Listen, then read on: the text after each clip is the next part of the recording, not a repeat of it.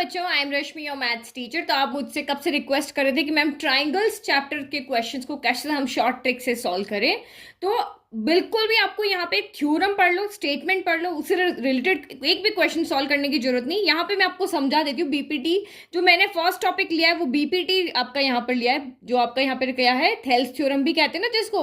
वो थ्योरम आपकी यहाँ पर क्या होती है, ये आपका एक ट्राइंगल होता है, इसके बीच में अगर आप इस तरह से एक लाइन ड्रॉ करो जो इस ट्राइंगल की थर्ड साइड के पैरेलल हो।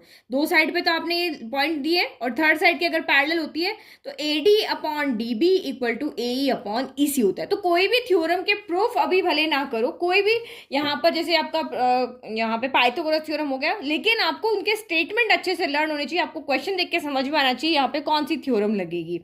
तो इसकी कॉर्डलरी होती है। इस थेल्स थ्योरम में हमने दो तरह की चीज देखा। अगर ये लाइन इस लाइन के आपको पैरेलल गिवन है कहीं पर भी क्वेश्चन के अंदर, तो समझ जाना कि यहाँ बीपीटी थ्योरम ही आपकी लगने वाली है। तो ये लाइन अगर इस लाइन के पैरेलल दी हुई तो एक तो ये होता है AD अपॉन DB जो होगा वो AE अपॉन EC के इक्वल होगा।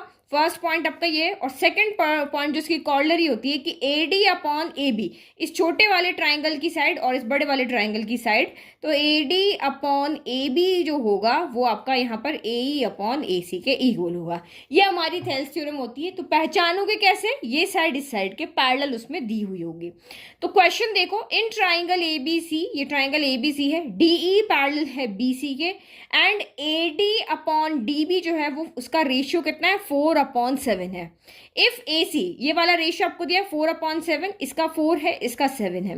इफ AC यहां से यहां तक आपको क्या दी हुई है, ये 66 सेंटीमीटर है आपको यहाँ पे दी हुई है।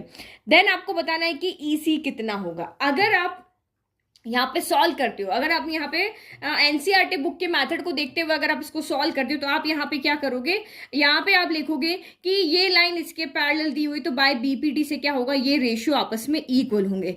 AD अपॉन DB जो होगा, यही हम लिखेंगे, AD अपॉन DB जो होगा वो AE अपॉन EC के यहाँ पर इक्वल होगा। फिर आप लेट करोगे कि ये टोटल 66 दी हुई है, आप लेट करोगे कि ये अगर x है, ये अगर इतना सा पोर्शन x है तो ये कितना आएगा, इस टोटल में से x को सब्ट्रैक्ट कर देंगे तो ये 66 माइनस यहाँ पे कितना आ जाएगा, x आ जाएगा। तो वैल्यू रखोगे, AD अपॉन DB की वैल्यू ये रही और AE अपॉन EC की वैल्यू ये रही। तो आप इसको यहाँ पे पुट करोगे तो 4/7 equal to x upon 66 minus x करोगे, फिर इसको क्रॉस मल्टीप्लाई करोगे, सॉल्व करोगे और ऐसे करके आप x की वैल्यू को निकाल करके क्वेश्चन को अच्छा खासा लंबा चौड़ा 5 मिनट का कर दोगे। लेकिन ये तो रहा हमारा कौन सा मैथड, लॉन्ग मैथड। अब देखो शॉर्ट मैथड यहाँ पर क्या है कि शॉर्ट मैथड से हम कैसे इसको सॉल्व करेंगे।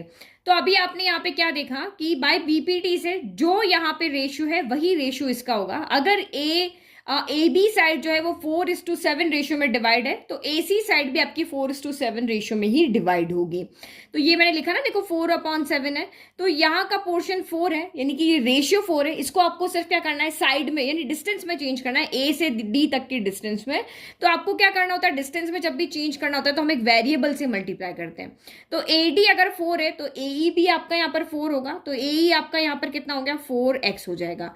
और DB अगर आपका रेशियो 7 है तो EC भी आपका 7 रेशियो हो जाएगा। तो इसको डिस्टेंस में चेंज करेंगे तो एक वेरिएबल से मल्टीप्लाई कर देते हैं। तो 4x प्लस 7x यहाँ पे टोटल आपका किसके इक्वल हो जाएगा, 66 सेंटीमीटर के इक्वल हो जाएगा। तो जब भी आप क्वेश्चन को देखोगे बस आपको कुछ नहीं करना, जो रेशियो दिए हुए है उसको x से मल्टीप्लाई करना है, ऐड करना है और जो कंप्लीट डिस्टेंस दी हुई है उसके इक्वल रख करके x की वैल्यू निकाल लेनी। तो 4x प्लस 7x कितना हो गया, 11x इक्वल टू 66 हो गया। तो x इक्वल टू 66, 11 इधर डिवाइड में आ गया, कैंसिल हो गया, 6 हो गया। तो x इक्वल टू 6 हो गया। अब मुझे अगर AE पूछा होता तो AE का रेशियो मुझे पता है कितना है, 4x है। ये तो मैंने लॉन्ग मेथड बताया था ना, अभी इसको मत देखो। A 4x है तो 11 इंटू 4 इंटू 6, तो ये अगर A पूछते तो ये 24 होती, और EC अगर मुझे पूछा है तो इसका रेशियो कितना 7x है, तो 7 इंटू 6 कितना हो गया, ये मेरा हो गया 42। तो इनको ऐड करो, 4 प्लस 2 6 आ रहा है, 2 प्लस 4 6 आ रहा है। तो मुझे किसका पूछा है, EC का पूछा है, तो EC का आंसर यहाँ पर कितना हो गया, 42 हो गया। कितना ईजी हो गया। मतलब ये क्वेश्चन जैसे ही आपके सामने आता है आपको कुछ नहीं करना है, इसको 4x कर, इसको x से मल्टीप्लाई कर दो, इसको x से मल्टीप्लाई कर लो, दोनों को ऐड करके इक्वल 66 करके x की वैल्यू निकाल लो। जो ये रेशियो ऊपर का है तो ऊपर वाले की वैल्यू चाहिए तो वहां से इससे मल्टीप्लाई कर दो, नीचे वाले की चाहिए तो इससे मल्टीप्लाई कर दो और आंसर आ गया। अब देखो मैं आपको क्वेश्चन दिखाती हूँ और डायरेक्ट हम शॉर्टकट मेथड से सॉल्व करेंगे। तो ये क्वेश्चन नंबर 17 देखो, ये मेरे पास बहुत सारी बुक्स रखी हुई है, तो उसमें ये लास्ट ईयर एग्जाम्स में आए हुए क्वेश्चन है, तो ये वाला क्वेश्चन देखो, ये भी उसी के सिमिलर क्वेश्चन है। अब आपका ऐसे ही क्वेश्चन आएगा और हम सेकंड्स में कैसे सॉल्व करते हैं। In triangle P Q R S T parallel Q R, ये क्वेश्चन तभी हम, ये वाला मेथड हम तभी लग पाएंगे जब हमारा बीपीटी से ये क्वेश्चन सॉल्व हो रहा है। तो ये पैरेलल आपको दी हुई है, मतलब समझ आओ बीपीटी लगानी है। P S upon S Q, इसका रेशियो में कितना दिया हुआ है, 3/5 दिया है। इसका 3/5 है तो इसका भी कितना होगा, 3/5 होगा बाय बीपीटी से। अगर पी आर आपकी 28 सेंटीमीटर है, ये पूरा आपको यहां से यहां तक कितना दिया हुआ है, 28 दिया हुआ है, then the value of PT, हमें इसकी वैल्यू निकालनी है। तो पीटी हमें पता है ये 3 है, तो ये 3x हो गया, ये कितना है 5x हो गया। तो हमको उसको सॉल्व करो, 3x plus 5x equal to कितना हो गया आपका यहाँ पर 28 हो गया, ये 8 है तो ये 28 हो गया। तो ये आपका 5 प्लस 3 कितना होता है 8x इक्वल टू 28 हो गया, तो x इक्वल टू कितना हो गया 28/8 हो गया। अब हमें पीटी की वैल्यू निकालनी है, तो ये x की वैल्यू हो गई, x की वैल्यू यहाँ पे रख दो। तो पीटी इक्वल टू क्या हो जाएगा 3 मल्टीप्लाई में x, आपका ये रहा 28/8 हो गया। तो सॉल्व करो, 4 के टेबल में ये कैंसिल हो गया, और ये 4 के टेबल में कितनी बार आएगा, तो 7 टाइम, ठीक है।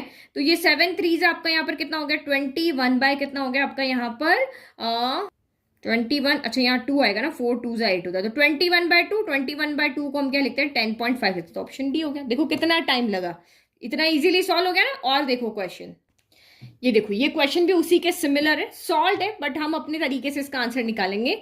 इन the given figure X Y is parallel to Q R, X Y Q R के पैरेलल है। P Q upon X Q, यानी P Q upon X Q यहाँ पर 7/3 है, तो कोई बात नहीं। देखो मैंने आपको यहाँ पे जब एक्सप्लेन किया था तब मैंने आपको कहा था ना कि यहाँ पर AD अपॉन AB और AE अपॉन AC भी हो सकता है, या फिर AB अपॉन AD या AC अपॉन AE हो सकता है। तो ये सेकंड वाली कॉर्डलरी हमें की वैल्यू हमें यहाँ पे दी हुई है।